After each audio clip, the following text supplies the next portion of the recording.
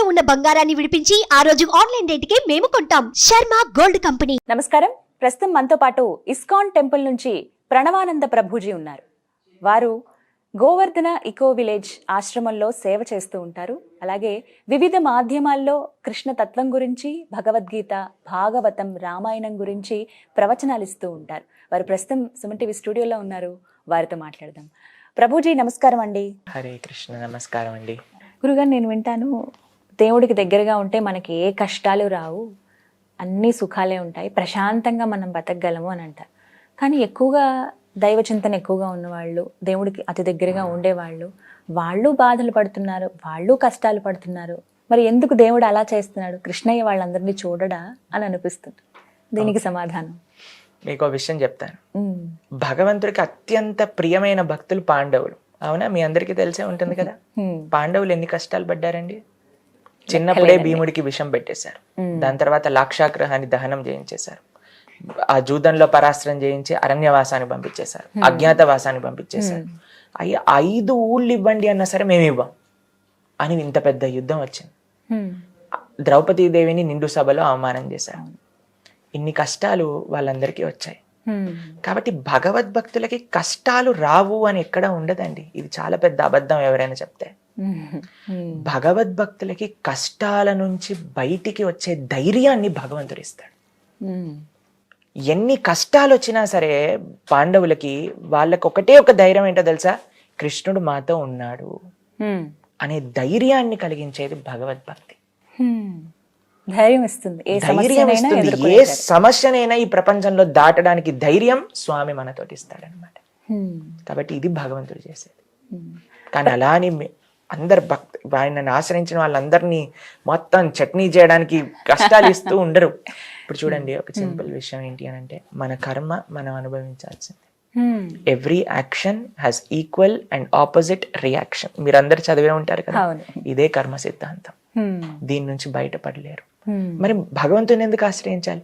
కష్టాల నుంచి బయటపడడానికి కాదండి, భగవంతుని ఆశ్రయించడానికి. ఆ ధైర్యం ఎక్కడున్నా సరే. మీకు ఆశ్చర్యమైన విషయం చెప్పనా? ఇన్ని కష్టాలు తీరిపోయాక యుధిష్ఠిరుడు హస్తినాపుర సామ్రాజ్యానికి రాజయ్యాక కృష్ణుడు బయలుదేరి ద్వారకకి వెళ్తూ ఉంటే కుంతీదేవి వచ్చి ఏమంటుంది తెలుసా? అయ్యా, నాకు ఇంకా ఇంకా కష్టాలు ఇవ్వు నాకు జీవితాలు అని అంటే కృష్ణుడు ఆశ్చర్యంతో చూస్తున్నాడు అనమాట. ఏంటి కుంతీదేవి అడుగుతుంది? ఎందుకంటే కష్టాలలో నువ్వు మాకు చాలా గుర్తొస్తావు. ఇప్పుడు చూడండి, కష్టాలు రాగానే మాకు గుర్తుండేది, మేము ఎగ్జామ్ రాయడానికి వెళ్ళేటప్పుడు వెంటనే అందరు గురికి పరిగెత్తి హాల్ టికెట్, పెన్నులు అన్ని స్వామి దగ్గరికి వెళ్ళి అయ్యా ఎలాగైనా సరే పాస్ చేయించేసి, ఒకసారి పాస్ అయిపోయి ఫస్ట్ ర్యాంక్ వచ్చేసింది అనుకో అందరు పార్టీకి వెళ్తారు. ఎవరు గుడికి వచ్చి దేవుడా నీ వల్ల పాస్ అయ్యానని చెప్పే వాళ్ళు ఉంటారా అండి? ఇది సత్యం. అయితే కుంతీదేవి అంటుంది, నాకు జీవితంలో కష్టాలే ఇవ్వు కృష్ణ, ఎందుకంటే కష్టాలలో నిన్నే గుర్తు తెచ్చుకుంటూ ఉన్నావు, అది మాకు కావాలి. నిజమైన సుఖం ఏంటి అని అంటే కృష్ణుడిని స్మరించటం. నిజమైన దుఃఖం ఏంటి అంటే భగవంతుడి స్మరణలోకి రాకపోవటం. ఇది నిజమైన, అది తెలుసుకోవాలి ఖచ్చితంగా ప్రతి ఒక్కరు. మనం భగవంతుడికి అతి దగ్గరగా ఉన్నాము అనడానికి ఏమైనా సంకేతాలు ఉంటాయండి? అది మనల్ని మనం చూసి గుర్తుపట్టగలమా? తెలుస్తుందా ఒక వ్యక్తిని చూసి? ఉదాహరణకి నేను ఒక వ్యక్తిని చూసినప్పుడు వీరు భగవంతుడికి చాలా దగ్గరగా ఉన్నారు, అలా ఉండాలి మనం అని ఎప్పుడు అనిపిస్తుంది? చాలా మంచి ప్రశ్న మీరు అడిగింది. ఎంత భౌతికమైన విషయాల నుంచి మనం దూరంగా ఉండి ఎంత భగవత్ చింతన మనం చేస్తున్నాం, ఎంత ధర్మానికి అనుగుణంగా మన జీవితం నడుస్తుంది, ఇది మనకి లిట్మస్ టెస్ట్ అన్నమాట. మనం ఎంత భగవంతుడి దగ్గరికి వెళ్తున్నాము, ఎన్ని భౌతికమైన కోరికలతో మనం ఉన్నాము అనేసరికి అంత ఎందుకంటే భగవంతుడు అండి ఆకర్షణ శక్తి ఆయనకి. మన మనసుని చౌరాగ్రగణ్యం పురుషం నమామి అని అంటారు కృష్ణుని. కృష్ణుడు ఎన్నో దొంగతనాలు చేశారు కదా. అన్నిటికంటే పెద్ద దొంగతనం, నిత్యము చేసే దొంగతనం ఏంటో తెలుసా? మన హృదయాన్ని దొంగతనం చేస్తూ ఉంటారు. కాబట్టి అటువంటి స్వామి దగ్గర మనం ఉండి ఈ ప్రపంచంలో ఉండే వేరేది ఏదైనా కోరుకుంటున్నాం అనుకోండి, అప్పుడు మనకు తెలుస్తుంది అయ్యా ఆయన పైన ఇంకా రుచి మనకు కలగలేదు అని. అదే మనం స్వామి యొక్క భక్తిలో, ఆయన యొక్క స్మరణలో, ఆయన యొక్క సేవగా మనం దేన్ని వదిలిపెట్టాల్సిన అవసరం లేదండి ఈ ప్రపంచంలో. కృష్ణుడు అదే చెప్తాడు, మాం అనుస్మర యుద్ధచ, నన్ను గుర్తుపెట్టుకొని యుద్ధం చేయి. అక్కడ అర్జునుడి యొక్క కర్తవ్యం యుద్ధం చేయటం, నా యొక్క కర్తవ్యం ఆశ్రమంలో సేవ చేయటం, మీ యొక్క కర్తవ్యం మీ డ్యూటీ చేయటం. ప్రతి ఒక్కళ్ళు వాళ్ళ వాళ్ళ కర్తవ్యాలను నిర్వర్తిస్తూ ఉండాలి. కానీ మనసులో ఇది కృష్ణుడి కోసం చేస్తున్నా అనే భావన రావాలంతే. మీకు ఒక విషయం చెప్తాను. బృందావనంలో ఒకసారి ఒక పండ్లు అమ్ముకునే ఆవిడ వస్తుందన్నమాట. ఆవిడ వచ్చి పండ్లు, చక్కటి పండ్లు, బృందావనంలో అండి ఏ సీజనల్ కాదండి, ప్రతి సీజన్లో అన్ని సీజన్లకి సంబంధించిన ఫ్రూట్స్ ఉండేవన్నమాట. ఎందుకంటే వాళ్ళందరి పర్పస్ కృష్ణుడికి సేవ చేయాలి అని. సరే ఒక చక్కటి పండ్ల అమ్ముడికి ఆవిడ వచ్చింది. నంద యశోదలు ఇద్దరు ఇంట్లో లేరు. కృష్ణుడు చూశాడు, అమ్మ నాకు పండ్లు కావాలి అని అడిగాడు. సరే నాన్న తీసుకో అనంది. అయితే అమ్మ నేను ఇంటికి వెళ్ళి ధాన్యం తీసుకొస్తా అని, అప్పుడు బార్టర్ సిస్టమ్ కదా, లోపల నుంచి ధాన్యం పట్టుకొని వస్తూ ఉన్నాడు. నడుస్తూ ఉంటే ఈయన సందు రంధ్రాల నుంచి మొత్తం ధాన్యం అంతా పడిపోతూ ఉందన్నమాట. చిన్ని కృష్ణుడు పాపం ప్రయత్నం చేశాడు, వచ్చేసరికి మొత్తం ధాన్యం జారిపోయింది. 2 ధాన్యం మాత్రమే చేతిలో ఉన్నాయి, 2 గింజలు ఉన్నాయి అంతే. అయితే ఆవిడ దగ్గరికి వెళ్ళి, అమ్మ అన్ని పడిపోయాయి అమ్మ. ఏం పర్వాలేదు నాన్న, ఈ 2 తీసుకుని ఆవిడ కృష్ణుడు చెయ్యి నిండి అంత ఫ్రూట్స్ ఇస్తుంది అనమాట. ఇస్తుంది. ఇచ్చి తన గంపని చూడంగానే గంప నిండా వజ్రాలు, వైడూర్యాలు, నగలతో నింపేస్తాడు కృష్ణుడు. అయితే తలపైన పెట్టుకుంటుంది గంప, తీసుకెళ్ళిపోతుంది అరణ్యంలోకి. అరణ్యంలోకి తీసుకెళ్ళిపోయి ఏం చేస్తుంది తెలుసా, మొత్తం ఈ నగలన్నింటి కూడా కింద పడేస్తుంది. పడేసి మళ్ళీ ఫ్రూట్స్ తో నింపేసుకుంటుంది. మళ్ళీ బృందావనానికి వెళ్తుంది. ఎందుకో తెలుసా, ఆవిడ అనుకుంది ఈ వజ్రాలు, వైడూర్యాలు, నగలు కాదు నిజమైన ఐశ్వర్యం, కృష్ణుడు అమ్మా అమ్మా అని పిలుస్తున్నాడు కదా, ఇది నిజమైన ఐశ్వర్యం, ఇది భక్తి అన్నట్టు.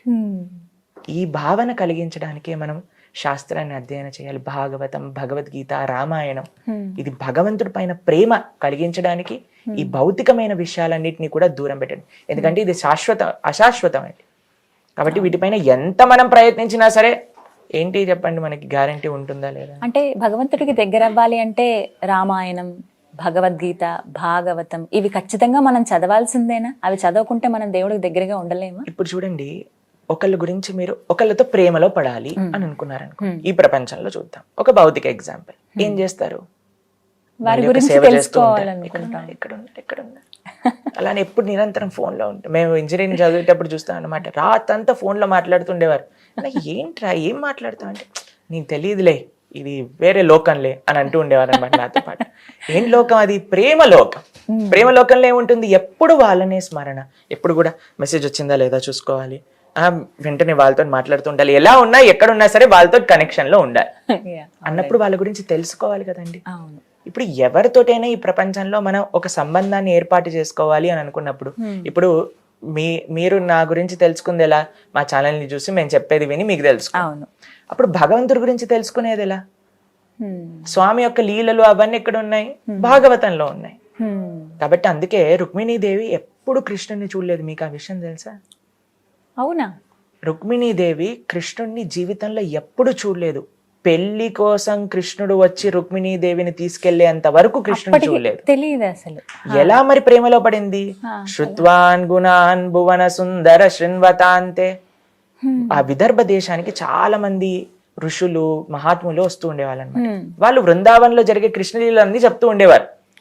రుక్మిణీదేవి విని విని విని కృష్ణుడితో ప్రేమలో పడింది. అదే విషయాన్ని చెప్తుంది. కృష్ణుడు అడుగుతాడు, అరే నువ్వు నాతో ప్రేమలో పడ్డావు నాకు తెలియకుండా అంటే, శృత్వాన్ గుణాన్, నీ గురించి విన్నా, నీ గుణాలు నీ లీలల గురించి విని నీతో ప్రేమలో పడ్డా అని చెప్తుంది అనమాట. కాబట్టి భగవంతుడిని చేరుకోవడానికి, భగవంతుని తెలుసుకోవడానికి మార్గం ఏంటి అని అంటే, శ్రవణం, కీర్తనం, స్మరణం, పాదసేవనం, అర్చనం, వందనం, దాస్యం, సఖ్యం, ఆత్మనివేదనం. అందులో మొట్టమొదటిది శ్రవణం, అంటే వినటం, వినాలి, భగవంతుడి గురించి వినాలి. వినడం ద్వారా ముందుగా తెలుసుకోవాలి. కరెక్ట్. తెలుసుకుంటే కదండి మనం ఆశ్రయించేది. చాలా చక్కగా వివరించారు ప్రభుజీ. నమస్తే. హరే కృష్ణ అండి, చాలా ధన్యవాదాలు.